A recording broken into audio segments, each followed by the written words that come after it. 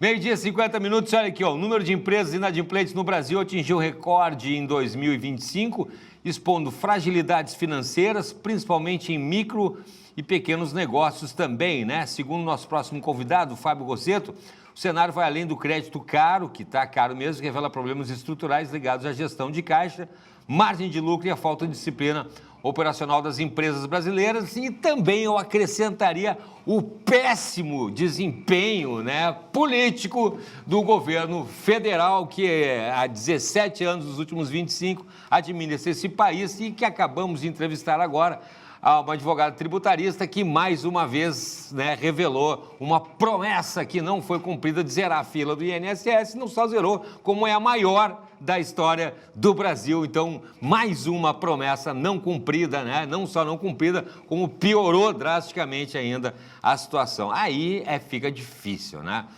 Fábio, desculpe o desabafo aí, mas é que tá difícil, meu irmão. Meu Deus, seja muito bem-vindo, obrigado, que bom te rever, obrigado pela participação. Cara, tu deve estar tendo uma trabalheira aí para organizar as contas dessa turma toda aí, né? O que é bom, né? Bom lhe rever, agradecer mais uma vez a participação e sempre compartilhar conhecimento tá na minha prioridade 1. É uma daquelas estatísticas que a gente não quer participar, né? A gente não gostaria de estar sendo vivendo isso e trabalhando com essa situação. Agora, o seu ponto é importante, porque você comentou, né? Como está sendo o teu trabalho perante isso, né? Sim. Navegar numa situação de estresse, claro, trabalho diretamente com isso, sim. É a minha principal habilidade, sim, mas não é o melhor cenário, porque pois você está, né, muito esticado, está no estresse. Podia estar ajudando a ganhar mais ainda. Exatamente, ajudando a crescer. Mas não, tá ajudando a organizar a casa do sujeito ali. Baixar um pouco a água. Botar a cabeça para fora. Exatamente. Da água. Porque, assim, ó, você falou muito bem ali, a análise ali, por exemplo, juros altos, né? Se o sujeito ali deu uma vacilada, eu estava vendo agora, Fábio, a questão do Desenrola Brasil ali, que o cara tem ali 20% do fundo de garantia para poder desenrolar ali uma dívida que ele tenha. O problema é que tem que cuidar que a outra parte, o cara tem R$2.000 do fundo de garantia, daí tem 20% ali, tem R$400 para poder, com juro baixinho ali, abater da dívida. O problema é que fica 1.600 lá ainda boiando. Então, se o cara não procurar um Fábio, um especialista, para cuidar do geral, ele só vai cuidar de uma pontinha ali, vai, né? No pontual. Né? Aí, porque o juro tá... O juro que ajuda ali é um acesso pequeno, mas o juro que te pega pela dívida Exato. Você sabe que quando a gente olha para o contexto macroeconômico, tem essa questão dos juros que, de fato, é incrível como a gente sobrevive num ambiente desse. Isso que a gente está falando da Selic, Forte, vai Exatamente. entrar no cheque especial ou num cartão de crédito que rola ali, vai mais de 15%. Então, tem uma questão estrutural, de fato, tem uma questão que nem você comentou, política, econômica, governo. Sim. Mas o que eu vejo, assim, conversando com empresários, os clientes, tem um fator, e todos esses não são fatores determinantes. Perfeito. Então, para mim, eu vejo uma postura, e sem qualquer arrogância, só do entendimento com os clientes, é muito uma condição de que as pessoas acreditam, porque por trás das empresas estão as pessoas, elas acreditam que o fator determinante é a taxa Selic, é a mudança econômica, e por isso meu negócio vai ruim. Nunca é dele. Nunca é dele, esse é o ponto. Então, o fator determinante não é um macroeconômico. Sim. Por que eu digo isso? Porque quando você olha num cenário, mesmo estressante, tem empresas que despontam. Num cenário ruim, num cenário bom, sempre tem uma empresa que se destaca. Que se destacam, e isso valida a minha tese de que o que vale é a postura que você tem perante o cenário. É verdade. Então, o fator determinante, para mim, acho que o que pode contribuir com essa conversa aqui na sua mesa, com os empresários e empresárias, é justamente isso.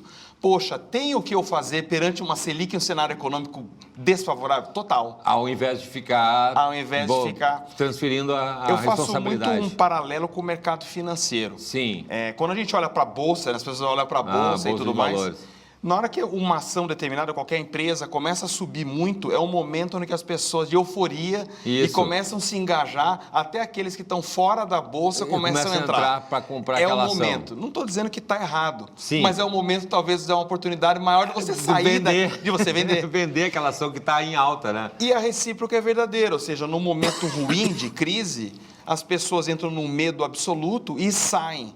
e talvez é o melhor momento de entrar. Então, por que esse paralelo? As empresas é a mesma coisa. Então, cenário de crise instalada faz por muito tempo, onde a gente tem, ou seja, o paciente está na UTI e a gente está ali respirando pelo pulmão, só que eu estou passando muito tempo, ou seja, a economia não vai mudar tão rápido. Não, vai demorar. Então, esse é o meu ponto, ou seja, leva os empresários e as empresárias a terem uma postura diferente perante a crise e se perguntar o que aquelas empresas fazem para despontar, porque tem empresa indo bem. Sim. Tem empresa tem o indo nosso bem. próprio Zafari aqui, que abriu agora aqui esse baita desse empreendimento aí, né? 350 milhões de reais. Exatamente. E quando a gente fala muito de dívida, quando a gente fala de juros... Inadimplência.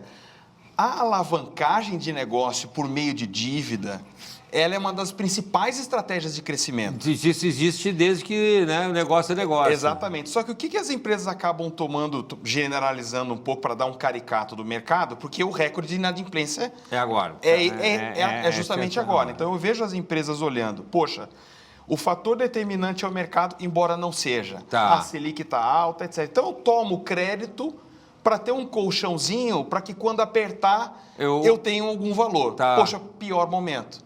Você poderia pegar aquele investimento para de fato, alavancar e crescer. Mesmo um cenário de crise, diminuindo o seu ciclo financeiro, melhorando o teu caixa, crescendo a empresa, botando mais pressão no resultado do negócio, com vistas a fazer fronte à crise. Olha, diferente. Independente do tamanho do negócio. Do tamanho. Porque muitas vezes é um negócio de uma pessoa só, né? Pelo contrário, quanto menor, mais importante. Porque quando uma empresa é maior, você citou o Zafari, incrível gestão e crescimento, Nossa. mas quando ela tem massa crítica, por si só ela se ajusta. Quanto menor a empresa, maior a necessidade de você ver esse Massa ponto. crítica é uma margem ali. Quando a empresa já tem um tamanho. Ela tem um tamanho. Massa crítica é um tamanho. Zafari, Gerdau, as grandes empresas nossas aqui, elas sofrem com as flutuações econômicas, mas ela tem ali um modus vivendi ali que ela se organiza. As empresas menores não. São João, lembrei agora, que não para de expandir. Mais de 1.000 lojas. Imagina. Então, e aí justamente usar os seus exemplos, é justamente quando o São João, o Zafari, seja qualquer empresa, seja pequena, média ou gigante, define perante o cenário que não vai crescer mais e adota uma postura e uma conduta de defesa absoluta, tomando crédito para guardar no colchão quando for necessário, ela automaticamente perde mercado. Vai estar se auto-sabotando. Há uma autofagia. Total. Vai estar se usando o próprio dinheiro para se defender e vai ficar... Aí vem a questão da inadimplência. É um ciclo, ao invés de ser um ciclo virtuoso, é um ciclo total vicioso. Onde você estrangula o crescimento por conta do cenário. Parte do princípio que o cenário macroeconômico é dominante perante a tua postura. E você está falando em mercado financeiro, Fábio, a questão do crédito, né, pelo juro alto também é interessante, é meio perverso, porque você vê uma facilidade ao mesmo tempo de crédito muito grande. E até pela internet, né?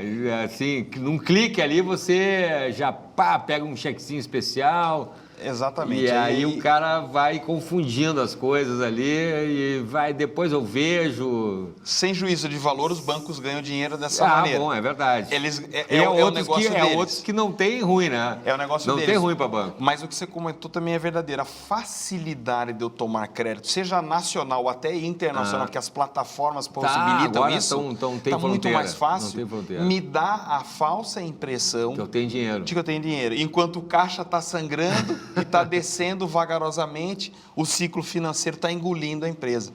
Ou contas a pagar, ou contas a receber, essa associação com negociação de fornecedores, compradores. Misturar também conta pessoal com conta do caixa da empresa. Olha, e aí a gente sempre faz o paralelo de pequenas e grandes empresas, né? E aí você vê situações das mais diversas, mas qualquer tamanho de empresa sofre da mesma situação. Ou seja, mistura o caixa pessoal, profissional. É claro que quando você pega grandes empresas, grandes famílias que já têm uma gestão, mas elas passaram por esse momento também. Em algum momento ali ela teve que dar uma organizada. Sem citar o nome do cliente, estava conversando hoje pela manhã, até um fato curioso, e de novo, sem juízo de valor, mas colocando o fato na mesa. No atual cenário, tem uma empresa de outro estado que adquiriu uma empresa aqui na nossa terra, vamos dizer assim, aqui no sul. No estado. Aqui no estado. E os executivos vindo de jato é uma empresa faturamento pequeno, então sem juízo de valor, mas a pessoa se perde, ou seja, provavelmente está tendo receita, está tendo um ciclo. Está entrando, mas não viu ainda o que vai ter que pagar ali na frente. Numa abundância, aí deu uma impressão, falsa impressão. Eu tenho isso aí, para mim, são os principais indicadores de quando a saúde financeira está indo bem. Sim. Sim. E aí, você conversa com esses empresários, e quando você está olhando o fluxo de caixa, quando você está olhando a DRE, EBITDA... Opa, cuidado aí. Cuidado. Eu estou pouco visitando isso e mais olhando receita. Então, quando você olha para uma empresa de uma maneira geral, se olha o pilar de receita, é muito mais legal a conversa. Ah, não, e o faturamento, Faturamento, a conversa que você fala com os colegas o que não é lucro, né? O que não é lucro. Mas tem 3 outros componentes muito importantes além da receita. Então, você olha a margem operacional, você até citou no começo, está estrangulando margem, eficiência dos ativos, ou seja, se você tem loja, você está com ociosidade, indústria está com ociosidade, não está saindo novos produtos. Se você, de repente, tem um ciclo financeiro muito alongado, você recebe muito... E depois demora. Paga muito rápido e recebe muito depois. Receber. Tudo isso você não percebe no curto prazo e aí... Adicionando a questão da Selic 15, 14, 16... Bom, aí a culpa é da Selic. Aí a culpa é da Selic, mas juntando todos esses fatores acaba estrangulando o empresário. Você poderia resolver. Fábio, pô, show, né? Para quem está... E você faz essa análise aí geral, assim, esse diagnóstico mais amplo aí da empresa? Exato. Eu trabalho a vida inteira com negócios e com crescimento de negócios. Esse é o meu propósito, servir as pessoas e seus negócios para o crescimento. E ajudo, sim, em basicamente três grandes cenários. Um cenário de estresse financeiro, que é o que a gente está conversando agora, onde o empresário e a empresária estão estrangulados, seja por uma taxa, inadimplência. Sim. E, de fato, a palavra caracteriza estresse financeiro. Num segundo momento, onde a gente estava falando um pouco do caricato do jato, etc., Sim. que a empresa está com crescimento, está com receita, mas não está percebendo que, às vezes, vagarosamente está perdendo margem, ela não está mais com tanta força. Perigoso. E isso daqui a um tempo vai aparecer. Então, ela tem dificuldade de continuar crescendo. Perfeito. Ela tem a facilidade de manutenção do crescimento, mas não do crescimento não óbvio, né? Ou seja, vou dobrar de tamanho, vou atender o Brasil, vou fazer. E o terceiro cenário, onde de fato as empresas perderam margem ali, elas já estão num faturamento já atingido, já tem vou dar um exemplo. Você tem uma pizzaria e você tem uma margem de lucro de 100. Tá. Aí você vai lá, tem 10, estou falando pizzaria, que pode ser qualquer negócio. Perfeito. É mais fácil de entender. Você tem 10 pizzarias, você tem o mesmo lucro de que você tinha uma ou duas. Então, você cresceu, mas perdeu margem, perdeu caixa. Porque não faz sentido. Mas você está contando a história que você está faturando mais. Você tem um maior tamanho, mas é a mesma coisa proporcionalmente, como se quando você tinha Exatamente. Aí você começa a não entender, porque a complexidade é maior, mais funcionário, problema, mais o fisco batendo na sua porta. E a coisa que nem quando tinha uma.